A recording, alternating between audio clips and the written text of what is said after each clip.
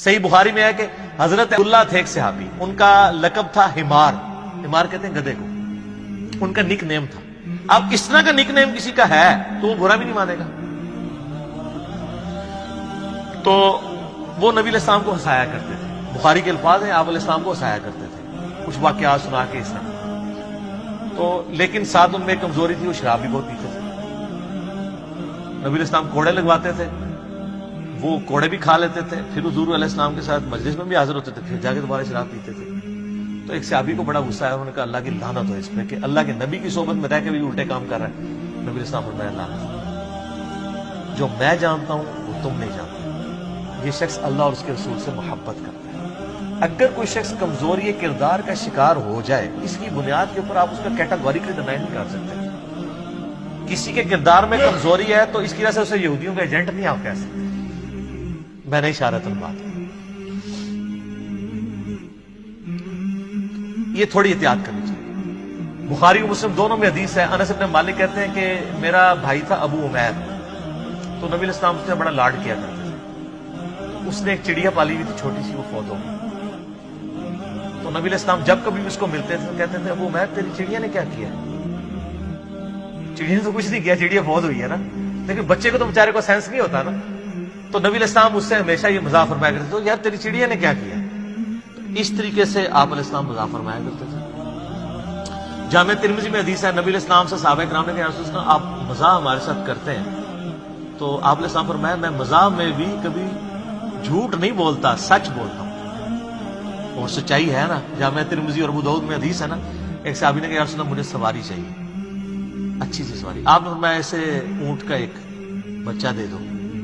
اس نے کہا رسول اللہ میں اونٹ کے بچے پہ کیسے سواری کروں گا، اونٹنی کے بچے کے اوپر، مجھے تو اونٹ چاہیے۔ آپ نے نہیں، اسے اونٹنی کا بچہ دو۔ تو اس نے کہا یا رسول اللہ میں نے آپ سے سواری مانگی ہے، تو آپ فرمایا کہ کوئی اونٹ ایسا ہے جو اونٹنی کا بچہ نہ ہو۔ تو بات بھی سچی، مزاح بھی۔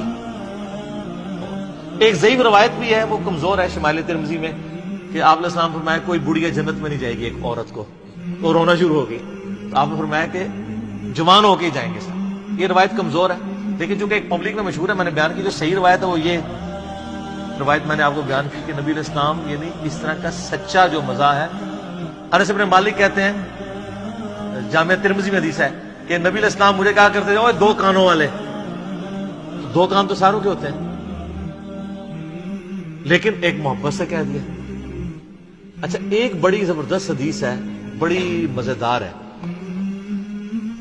بڑی وجد امیز حدیث ہے، مسند امام احمد میں اور شمائل ترمذی میں ہے۔ ایک صحابی تھے پینڈو، اور گنوار، صحابہ کرام کہتے ہیں بالکل چٹا ان پڑھ عربی شخص تھا، اور دماغ کا بھی پورا سا تھا، جس طرح سادہ لوگ ہوتے ہیں۔ تو نبی علیہ السلام کے پاس جب بھی آتا تھا آپ اسے بڑی محبت کرتے تھے، اور صحابہ کہتے ہیں وہ خوش شکل بھی نہیں تھا،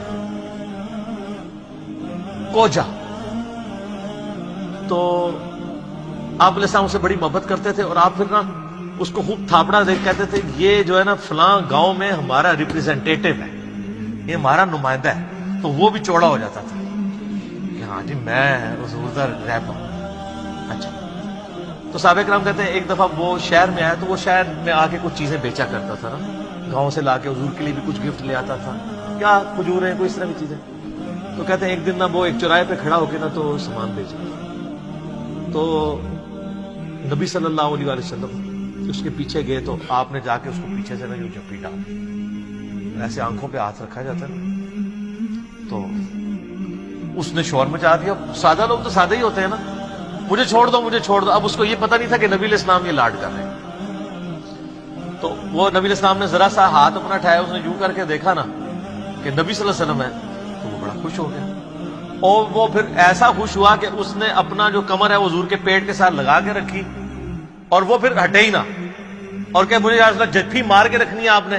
پھر آپ علیہ السلام نے اس کی دل جوئی کے لیے فرمایا، آپ نے میں کون ہے جو یہ غلام خریدے، ٹھیک ہے، یعنی وہ چیزیں بیچ رہا تھا، آپ نے میں کون ہے جو یہ غلام خرید لے۔ تو اس نے کہا یا رسول اللہ صلی اللہ علیہ وسلم یہ آپ کا غلام بڑا کوج ہے، یہ بڑا بد شکل ہے، آپ کو بڑے تھوڑے پیسے اس کے ملیں گے۔